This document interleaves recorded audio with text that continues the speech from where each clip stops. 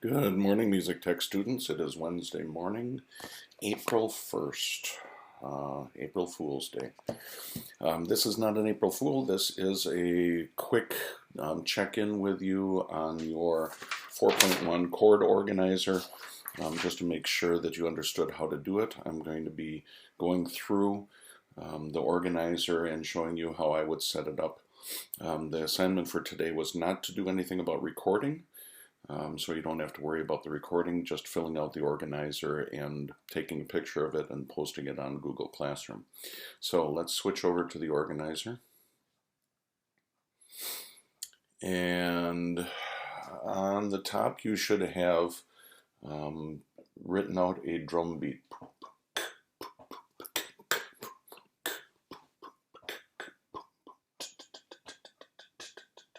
And it looks like I'm going to go 16ths. So let's put 16ths all the way across here.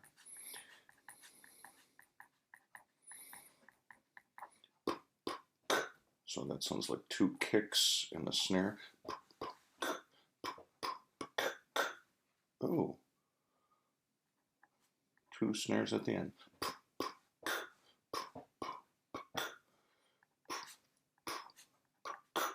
There's my drum beat.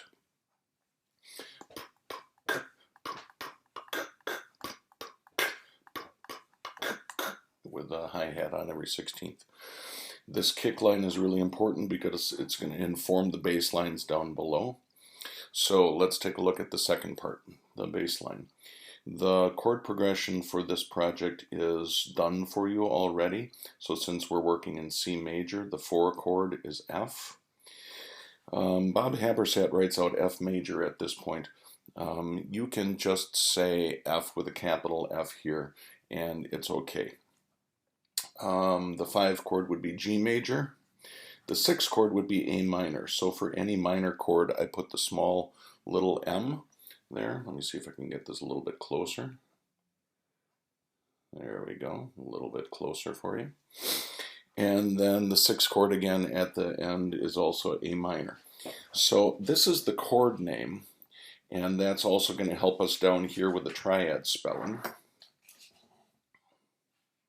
Down here at the bottom. So I'm just going to work that in right away. So my first chord is the 4 chord. So down here under name, this is an F chord.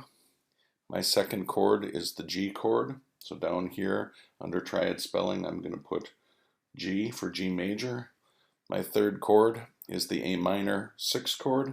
So I'm going to put that down below here, A minor.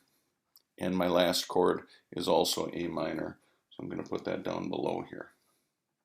I'll spell those triads in a second, but that's where those chord names come from. Okay, back to the bass line progression here. So the name of the chord gives us the bass note that we're going to play. And remember that we have to add 1 octave leap and 1 leading tone as we go through here. Remember that your bass line is connected to your kick drum. So the simplest way that you can go through here is to do the exact same timing as your kick drum.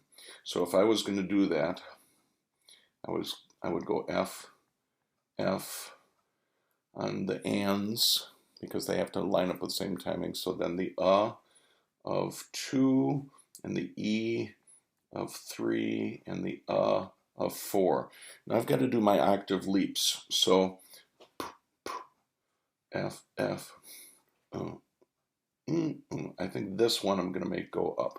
So let's go F1, F1, F1, F2, F1. So here's my octave leap. Right here on the F2. Now I should think about the duration of all of these.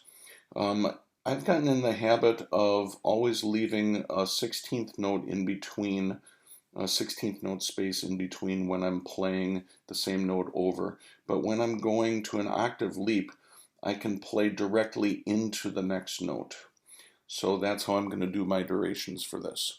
So since this is F1 and F1, so that I can hear this one, I'm going to leave a space here. Same thing there.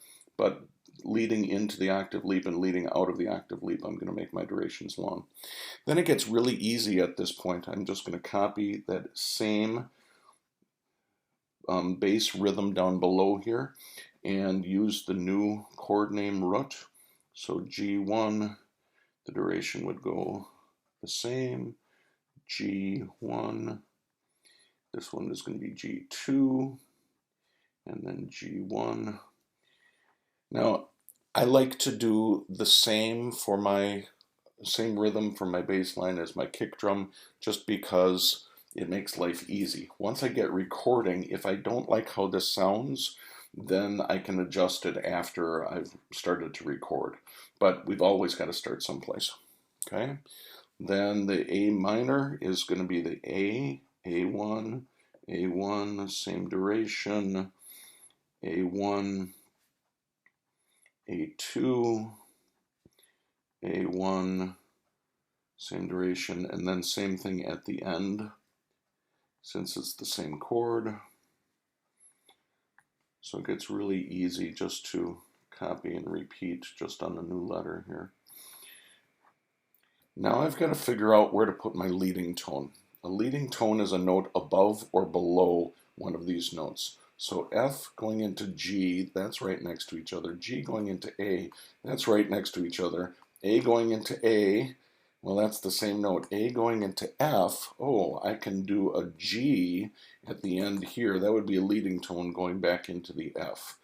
Now, you could do it differently. You could, at the end of an F going into G, you could jump up to an A to get into the G, and it would be the leading tone above. Or you could, at the end of the G, jump up into a B to get into the A, and your timing on that can be wherever you want it.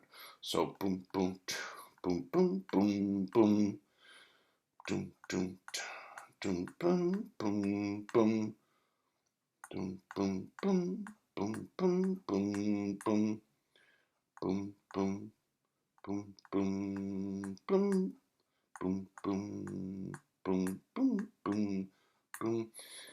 I think I want it here. So I'm going to go G1. That's going to be my leading tone, leading back into this F back here. That's my leading tone. And I'll see how it sounds once I finally record it. Okay, so I've got my bass line done. It is connected to my kick drum up above. Now I've just got to go down below here and work on the triad spelling. Triads are pretty easy. There's a root, and there's a third and a fifth. And so if you notice, there is a note missing in between the root and the third. That would be the second that is missing, and in between the third and the fourth is missing. So in other words, if you're dealing with a chord that starts on C, C would be the root, the second would be D, the third would be E, the fourth would be F, the fifth would be G. So the triad would be made out of the root, the third, and the fifth. This is actually the one chord in C major. So we're going to do that starting on F down here. Let me come in a little closer. So starting on F, the root would be F, and then the next letter after F is G. I'm going to skip that. The third would be A. The next letter after that would be B. I'm going to skip that. And then finally the fifth would be C. So my triad is spelled F-A-C, and this is the F major chord. I can see now why Bob Habersat might say this is F major down here, just so that the name of the chord doesn't look like one of the letters of the chord, or G major here. So same thing on the next one. If I'm starting with G as the root, then the next letter up from G on the keyboard would be A, so I would skip that. Then the third would be B. The next letter after that is C. I'd skip that, and then going up to D. Then A minor triad. My root is A. The next letter up from that is B, so I'd skip that. The third would be C. The fourth would be D. And the fifth would be E. So an A-C-E, and I can just copy that in again here at the end. So this is the finished organizer. Yours is going to look a little different than mine because you are going to have a different drum pattern, and you are going to have a different rhythm then for your bass. But basically, it's going to look like this. You've got a drum pattern. It can be a 16th or an 8th note drum pattern up above here. Your chord should be written out, bass line worked out with an octave leap, at least one octave leap in leading tone, and then spelling the triads down below. Now, in the recording of the triads, then these three notes will play at the same time on your third track. So go back to the walkthrough video to see how Bob does that on a keyboard. I'll try to make another video to show how to do that on a computer keyboard. So I hope this helps you. Make sure that you know what you are doing for this final project here. And if you got any questions, as always, send me a text, get a hold of me. I'll be happy to answer it for you. Have a good day. Bye-bye.